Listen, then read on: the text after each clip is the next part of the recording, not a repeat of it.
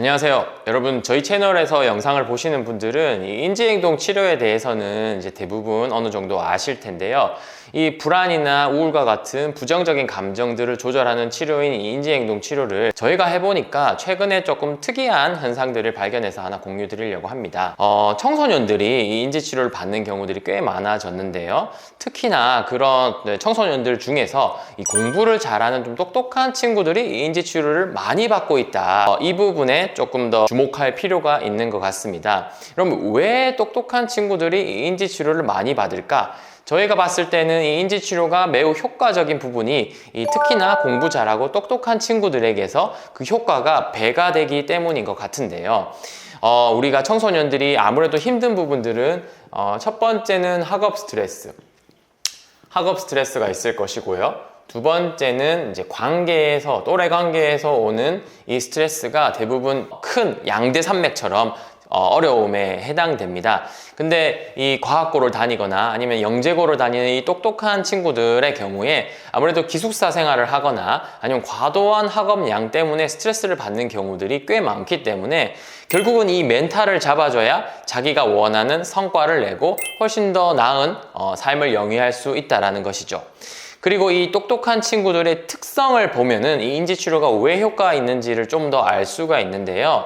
첫 번째의 특징은 이 완벽주의적인 성향이 있습니다. 완벽주의. 똑똑한 친구들은 아무래도 이 한 끗 차이에서 좋은 성과를 내는 어떤 특성들이 있기 때문에 평소에도 매우 꼼꼼하고 이 계획적이고 이 완벽주의적인 성향이 강한데요. 이 완벽주의적인 성향이 강한 단점은 이 스트레스에 좀 더 취약하다는 거예요. 미묘한 변화나 아니면 외부적인 상황들의 영향을 좀 많이 받을 수도 있고 약간의 스트레스나 압박감을 많이 받을 때에는 쉽게 흔들릴 수가 있는데 아무래도 많은 학업의 양을 받는 청소년들일수록 이런 어떤 감정 조절의 힘이 더욱더 필요하다. 그리고 인지치료를 하면 이런 어떤 감정 조절의 힘을 기를 수가 있는데 오히려 이 완벽주의적인 성향이 있는 친구들이 이 감정 조절의 힘을 기르기만 하면 훨씬 더 공부를 잘할 수 있는 어떤 멘탈을 가질 수 있다는 것이 인지치료가 필요한 첫 번째 이유가 될 것이고요. 두 번째는 이 실수나 실패에 대한 두려움이 있습니다. 이 똑똑한 친구들의 경우에 실수나 실패에 대한 두려움이 있는 편이기 때문에 이 뭔가 미루거나 뭔가 새로운 것을 할 때 주저하거나 망설이거나 피하려는 성향들이 있다는 거죠. 그런데 초등학교, 중학교 때까지는 내가 공부를 잘하고 성취도가 높아서 뭔가를 잘 해냈는데 이제 앞으로 고등학교, 대학교, 취직을 해서도 마찬가지겠지만 뭔가 새로운 것에 도전하지 않고는 성장할 수가 없는데도 불구하고 이런 어떤 성공 방정식에서 벗어난 것들에 도전하거나 뭔가 새로운 것들을 받아들이는 데에 어려움을 겪는 경우들이 있는데 그런 경우에도 부정적인 감정들을 조절함으로써 우리가 이런 어떤 힘을 기를 수 있다고 생각하시면 될 것 같습니다. 그럼 그런 부분에서 인지치료가 훨씬 더 효과적인 부분들이 있다는 거죠. 자, 세 번째는 과도하게 자기 비판적인 경우가 많습니다. 아무래도 엄격하고 기준이 높은 친구들이기 때문에 뭔가 잘 해내고도 안 됐는데 잘 안 된 부분들만 훨씬 더 생각을 많이 하는 경우들이 있기 때문에 이 자기 비판적인 경우들이 많이 생기면 우울이나 아니면은 불안 같은 부정적인 감정들이 쉽게 많이 발생을 하게 되거든요.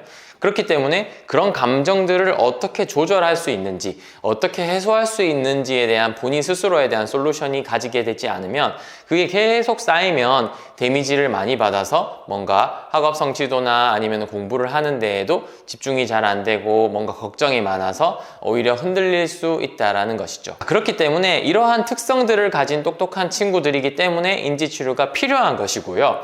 이 똑똑한 친구들이 인지 기능이 높기 때문에 오히려 이런 어떤 치료들을 더 많이 잘 습득해서 훨씬 더 효과를 배로 낼 수도 있다는 것입니다. 그렇기 때문에 이 인지치료는 똑똑한 친구들에게 매우 필수적이고 매우 효과적인 치료라고 볼 수 있고 실제로 저희가 많은 경험을 통해서도 이런 친구들에게 많은 도움을 줬고 많은 변화들을 눈으로 관찰했어요.